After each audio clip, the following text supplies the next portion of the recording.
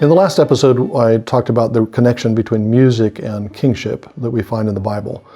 Music begins to be a large part of Israel's life and Israel's worship during the time of the monarchy and when the temple is built. And that connection between kingship and music is not an accidental one.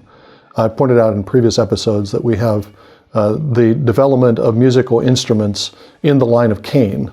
The line of Cain is reaching all these cultural advances.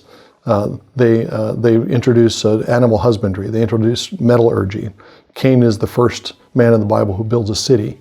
And the Cainites are also the ones who first introduce music. They're taking dominion over the earth, and one of the ways that they take dominion is by creating musical instruments. And as I pointed out in the past, musical instrument is a kind of paradigm of dominion, a dominion achieved. You've taken something that God has made, you've transformed it into something that brings praise to God and that can accompany our singing and our praise to God. But music is not just a sign of dominion that's been achieved, but music is also a means for achieving dominion. It's one of the tools that we have, or one of the weapons we have in fighting our spiritual battles.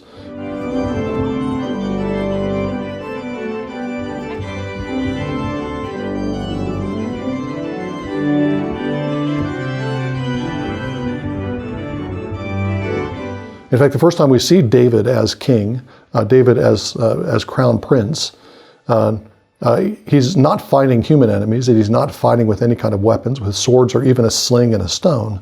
The first time we see him doing battle, it's with the evil spirits that torment Saul, and he's battling those evil spirits not with any kind of human, any kind of fleshly weapons. He's battling those spirits with weapons, with spiritual weapons, the spiritual weapons of music and song. He takes his lyre and he sings in order to overcome the demons. He can't get a stone and a sling and slay the demons the way he can Goliath. He can't fight against the demons and the evil spirits the way he fights against the Philistines. He uses music, and it's more powerful. His singing and his playing of music is more powerful than his physical and fleshly instruments. In the book of Kings, in book of Chronicles rather, in 2 Chronicles 20, we see Jehoshaphat, a descendant of David, basically using this principle in fighting a war against an invading enemy. Instead of sending out his best troops at the into the front lines, he sends out the Levites, who are singers and instrumentalists. The musicians go out, and when the Lord is exalted and lifted up and enthroned on the praises of Israel, then the Lord fights the battles of Israel. This is a real phenomenon. Our singing does expel demons. Our singing overcomes demons. And our singing also motivates us for conquest and for victory. Revelation 14 shows us the martyrs singing the songs of heaven as they prepare for martyrdom. And that was a constant of early church martyrdom. The martyrs would be gathered into the Colosseums around the Roman Empire.